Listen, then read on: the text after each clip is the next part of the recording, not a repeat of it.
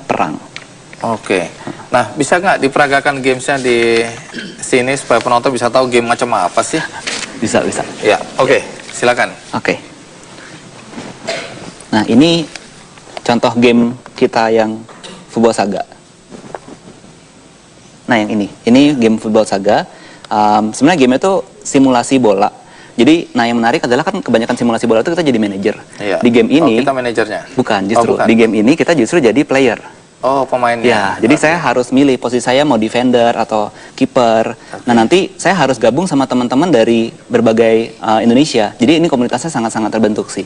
Jadi misalnya karena saya asal dari Singaraja, di Bali saya gabungnya sama tim Singaraja. Gitu. Ada juga tim Bandung, tim Jakarta. Dan akhirnya tim-tim ini bakal bertarung satu sama lain.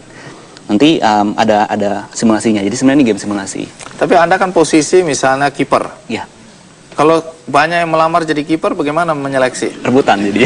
Oh, berebutnya ya. Gimana? Jadi ada layar klubnya, ntar ada kaptennya. Jadi kapten memutuskan, oh ya udah tim inti kiper hari ini si dia karena dia statusnya paling bagus. Supaya kapten memutuskan kita yang dipilih, bagaimana cara? Kita harus latihan supaya status kita bagus. Oh, jadi dilihat dari performance. Dari performance ya, ada status, ada performance, ada equipment. Oh, dia hebat sekali nih. Ya. Aku pilih dia, begitu ya? Ya. Nah, untuk mendapatkan itu harus banyak main. Oh, banyak main. Ya.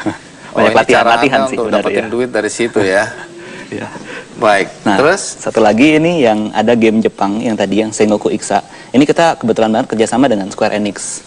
Square Enix itu apa?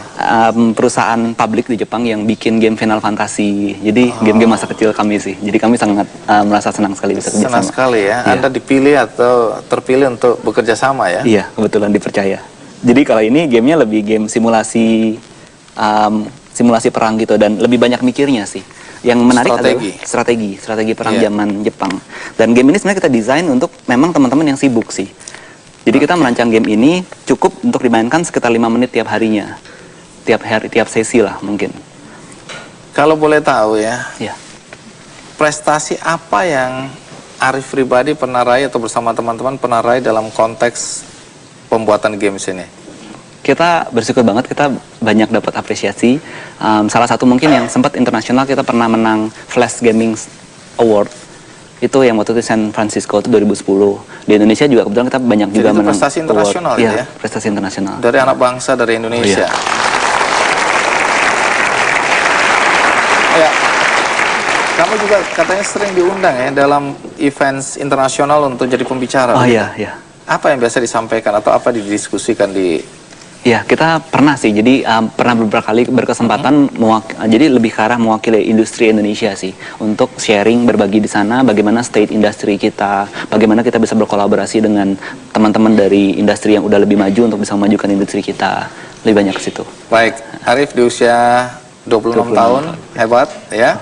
Tapi apa yang kamu impikan atau bersama teman-teman kalian impikan untuk diwujudkan? Ya, nah jadi kalau ini lanjutan dari cerita yang tadi. Jangan bilang pertanyaan bagus lagi ya. Ya, pekerjaanku ya bertanya tiap hari. Benar. Aku udah 30 tahun bertanya terus. Iya, nggak pernah ada jawabannya. Baik, apa yang kalian ingin wujudkan? Ya, jadi ini lanjutan dari yang tadi sih, yang anak kecil dan PR itu. Jadi sebenarnya kita nggak bilang bahwa interaksi PR salah, tapi kita melihat bahwa ada beberapa hal yang bisa diimprove supaya membuat PR lebih menyenangkan.